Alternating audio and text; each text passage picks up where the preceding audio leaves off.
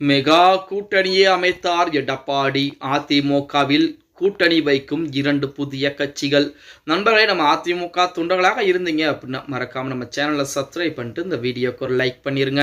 அனைத்திந்திய அண்ணா திராவிட முன்னேற்ற கழகம் என்பது மிகப்பெரிய ஒரு இயக்கம் என்பது நம்ம அனைவருக்குமே தெரியும்.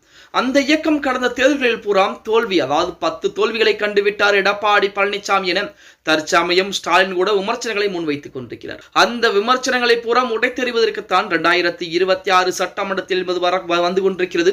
அந்த 2026 சட்டமன்ற தேர்தலிலே அதிமுக மிகப்பெரிய வெற்றி வாய்ப்பை பெற்று முதல்வர் பதவியிலே எடப்பாடி பழனிசாமி அமர்வது உறுதியாகிவிட்டது அப்படின்னே கூட சொல்ல. அப்படிப்பட்ட ஒரு சூழலில் அதிமுகவின் பின்னால் கூட்டணி என்பதும் கிடையாது, தனிமரமாகத்தான் பாஜகவுடன் மட்டும் நம்பி இருக்கிற எடப்பாடி பழனிசாமி அப்படின்னு சொல்லி மற்ற கட்சிகள் விமர்சனங்களை முன் வச்சுக்கிட்டாங்க. ஆனால் இப்ப இருக்கக்கூடிய சூழலில் கடந்த மாதங்களுக்கும் இந்த மாதத்திற்கு எடுத்து பார்த்தா அப்படின்னா அதிமுகவின் பின்னால் கூட்டணி என்பது எதுவும் கிடையாது அப்படிங்கிற வார்த்தை எதுவுமே வராது. அதிமுக அமைத்துள்ள கூட்டணி சட்டவிரோத கூட்டணி அப்படிங்கிற மாதிரி தான் வார்த்தையை மாற்றி பேசிக் கொண்டிருக்கிறார்கள் அப்படின்னே கூட சொல்லலாம். இப்படிப்பட்ட ஒரு சூழலில் அதிமுக கூட்டணியிலே 2 கட்சிகள் புதிதாக இணைய இருக்கிறது அப்படிங்கிற செய்திகள் தற்சமயம் வெளியாகி கொண்டிருக்கிறது. 2026 சட்டமன்ற தேர்தலை முன்னிட்டு அதிமுக தலைமையிலான கூட்டணி வலுவாக இருப்பதாகவும் விரைவில் புதிய கட்சிகள் இணைய உள்ளதாகவும் அக்கட்சியினுடைய பொதுச் செயலாளர் எடப்பாடி பழனிசாமி தெரிவித்திருக்கிறார்.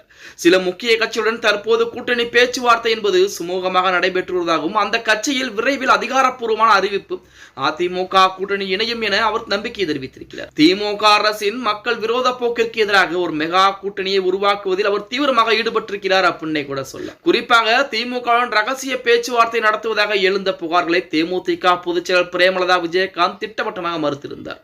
இந்த சூழலில் தேமுதிக மற்றும் புதிய தமிழகம் ஆகிய கட்சிகள் அதிமுக கூட்டணிக்குள் வரவிருப்பதை எடப்பாடி பழனிசாமி தனது பேச்சின் மூலம் சுகசமாக உணர்த்தி இருக்கிறார் அப்படின்னே கூட சொல்லலாம். கொங்கு மண்டலம் மற்றும் தென் மாவட்டங்களில் செல்வாக்குள்ள இந்த கட்சிகளை ஒன்றிணைப்பதன் மூலம் வரவிருக்கும் தேர்தலில் மிகப்பெரிய வெற்றி வாய்ப்பை பதிவு செய்ய முடியும் என எடப்பாடி பழனிசாமி அதிரடியாக கருதுவதாக செய்திகள் என்பது தற்சமயம் வெளியாகி இருக்கிறது.